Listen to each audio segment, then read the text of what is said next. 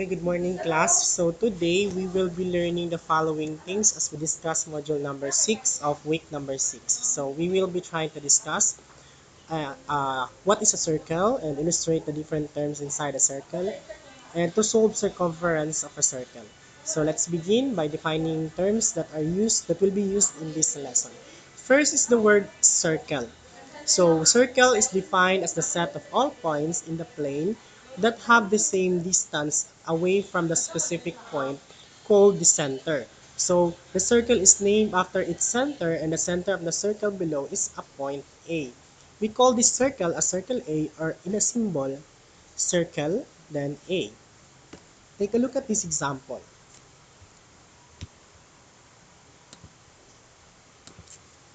So this is the symbol for circle. Okay. Yan po. Then, what is the name of the circle will be based on the letter of its center.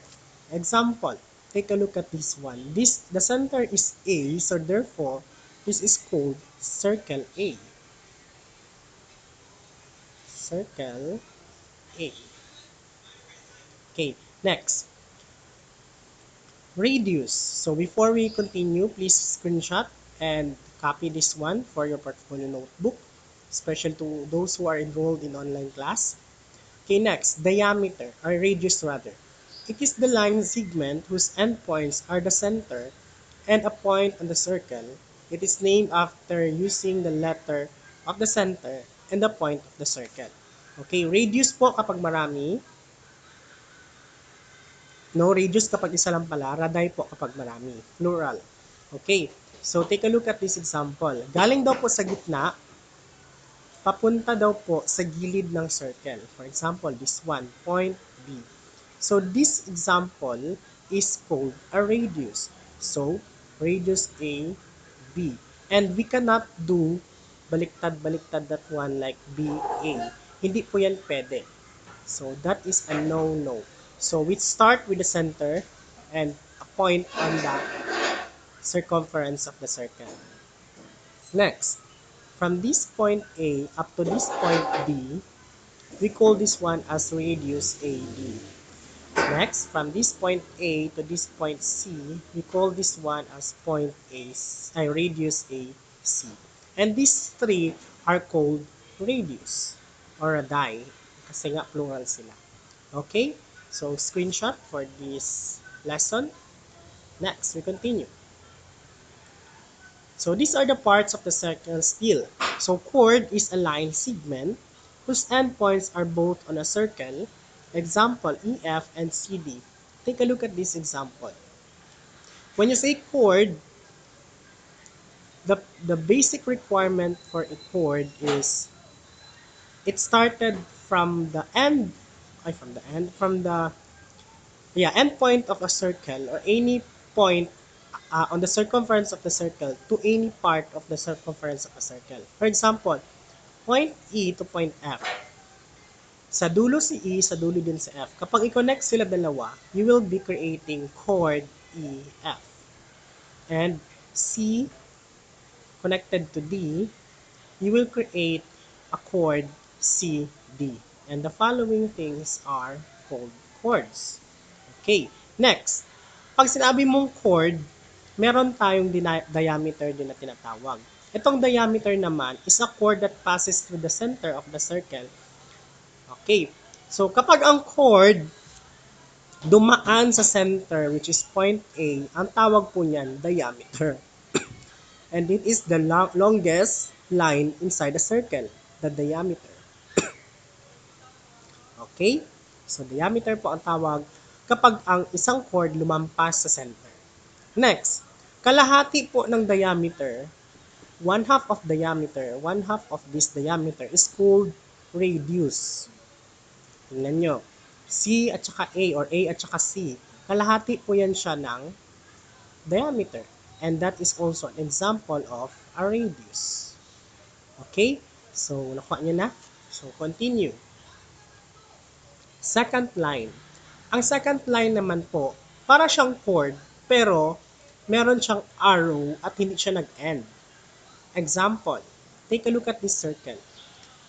It passes the circle twice, second line, continuously not ending. May arrow po siya. Yan po yung second line. And that is second line GH. And do not forget the arrow. Or second line HG. Pwede din pong ganyan. Next, tangent line. Ang tangent line naman po, it passes the circle once. Example, this J and K line. So, nag-pass siya at this point ng once only. Kaya tinawag po siyang tangent line. At kung saan sila nag-meet up ng circle at saka nung line, point of tangency po ang tawag. So the tangent line here is tangent line JK and the point of tangency is point I. Okay?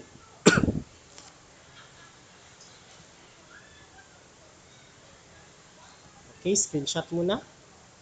Then you continue.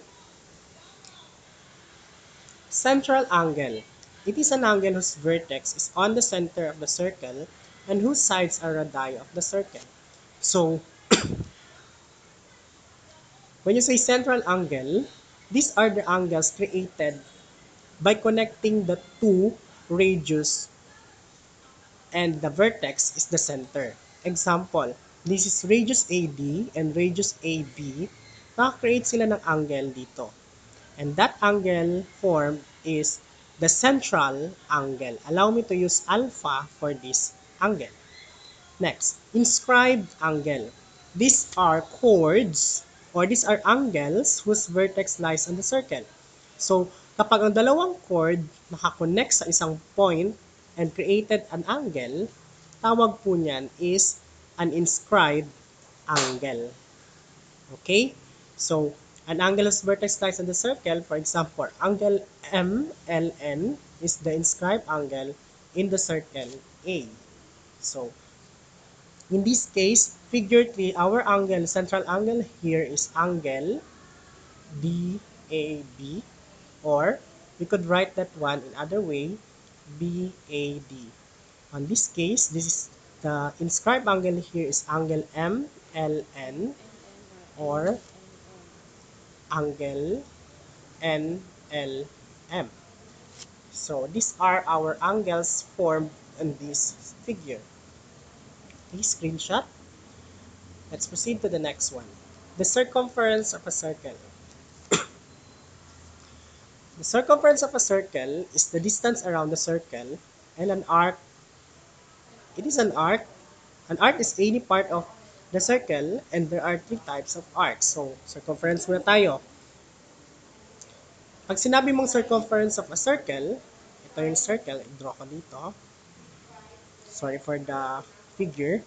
Yung sukat mismo nito, itong bilog na ito sa gilid, meron po yan siyang measurement. Ang tawag po niyan, circumference. Okay? And, sa circumference natin, meron tayong arcs na tinatawag. Minor arc, kapag less than 180 degrees ang measurement ng angle. Okay? Minor arc po yan. Second, semicircle, kapag exactly 180 yung ating measurement ng arc. Ito po yung arc, yung measurement na ito. Okay? Yan po. Next, how are we going to name this one? This is called arc, R-S-T. Or, pwedeng balik na rin, arc, T-S-R. Okay? Ganun po yun siya. Next, as we continue, we have the major arc.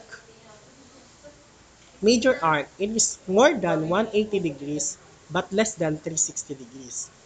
So, excuse me, major arc po ang tawag kapag more than 180 degrees na siya. Take a look at this example. RSU, kapag i-measure po natin siya, that is more than 180 degrees. RSU or arc USR. Okay, how are we going to measure that one? Kapag kalahati ng circle, that is automatic 180 degrees. Kapag more than sa kalahati, that is major arc automatic. Kapag less than sa kalahati, minor arc naman ang tawag. Okay, screenshot. As we continue, arcs pa rin po yung lesson natin. Concentric circles are two or more coplanar circles that have the same center but with different radii. Okay. Concentric. So, they have the same center but they have not the same radius. Example, the first circle at the center, ang radius niya mas maliit. The second circle naman po, ang radius niya mas malaki.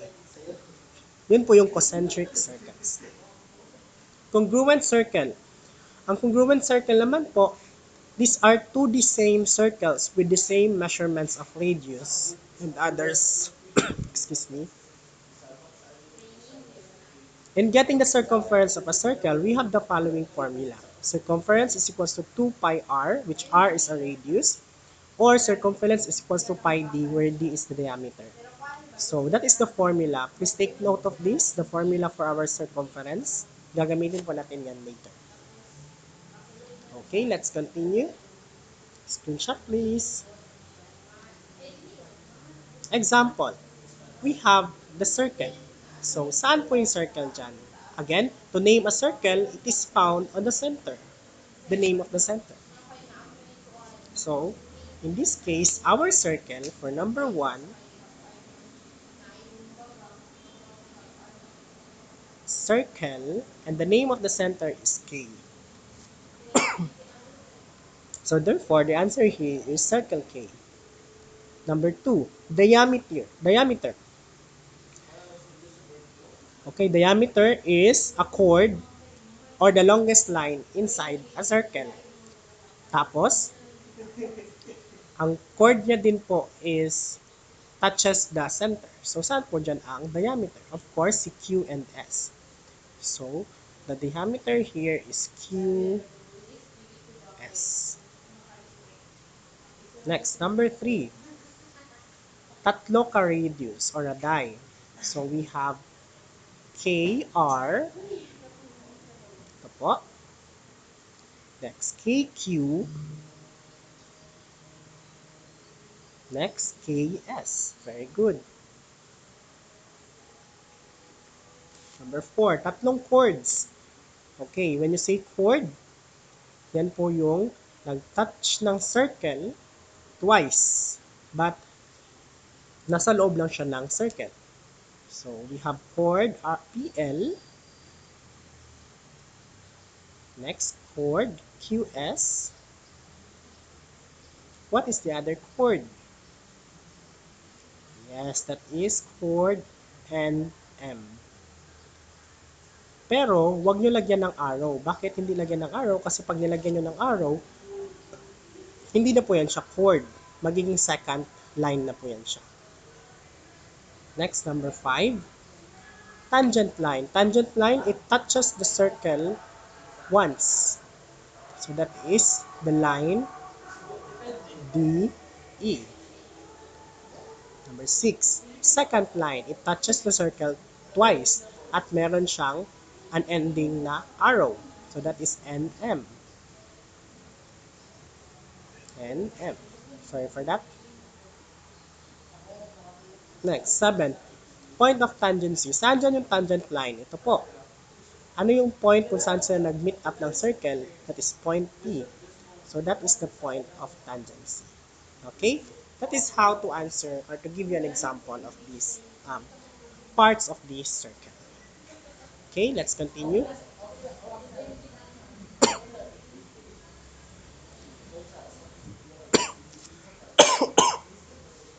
Okay, let's identify if it is a minor arc, major arc, semicircle, central angle, inscribed angle. PQ.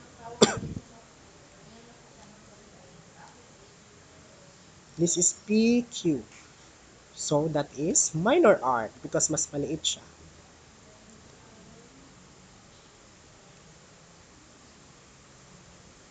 QR. QR. Ito po ang QR. So, minor arc din po siya.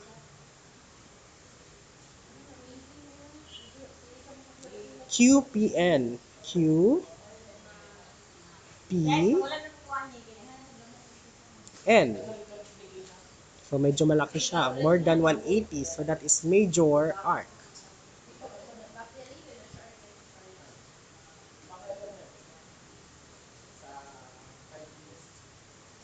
Q and S. Q, N, Q, and S. So, half of the circle, that is semicircle. Angle SKR. SKR. So, that is nag-touch po siya. Dalawang radius po yan siya, tapos na-touch ang circle. That is what we call the central angle. Kasi po, tinamaan po sa center, kaya central angle ang tawag. Okay? That is the examples on this lesson.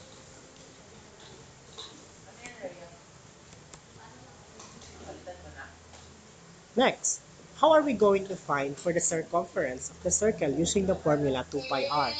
For example, we have the radius measures 8 centimeter and pi is equals to 3.14. So, how are we going to solve that one? So, of course, the formula is circumference is equals to 2 pi r. So, just replace or substitute the values. Ang pi po is 3.14 times. Ang radius naman po na given natin, we have 8 centimeter. So, isulat na rin po 8. Then, multiply all. 2 times 3.14 times 8. That is 50.24. And do not forget the measurement, which is centimeter. So, that is how easy to solve for the circumference of a circle. Okay, please screenshot and copy. Next, what about this one? So, the diameter naman po ang given. So, circumference is equals to pi d. So, circumference, ang pi po natin is 3.14. Just replace it. And ang diameter natin based on the given is 18 centimeter. Then, just multiply 3.14 times 18, that is 56.52. And do not forget the unit used, which is centimeter. Okay, that is for the second example. For your quiz number 6, I would like you to name and refer the figure in which the first two are done for you. Radius, second line, hanapin lamang ang diameter. Center, tangent line, ano tawag dito sa number 6, 7, 8, 9, then point of tangency sa number 10.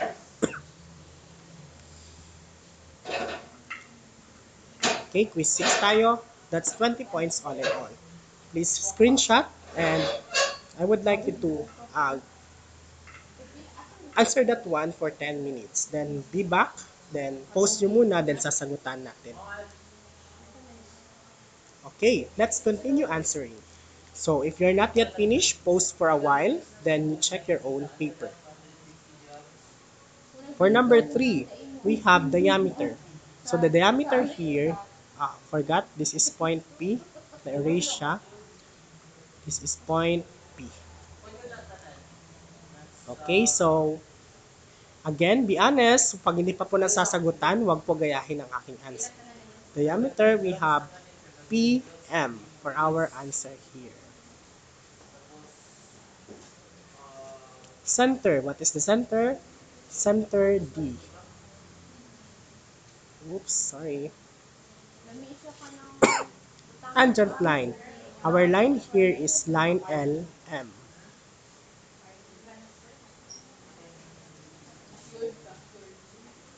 Next, LM and MN. LM and MN. They are inscribed angle. Allow me to use L for the angle. Number 7, point T. Tawag po niyan is point of tangency.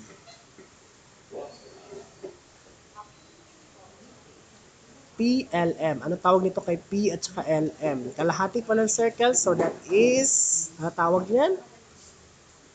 Semicircle. Next, MDT, angle MDT. So, na-touch circle. So, anong tawag sa angle na yan? Central. Na-touch center rather, central angle. Point of tangency. Saan ang point of tangency dito? Sa is point E. Okay. So, tag 2 points each po ito. 1 point po ang mali.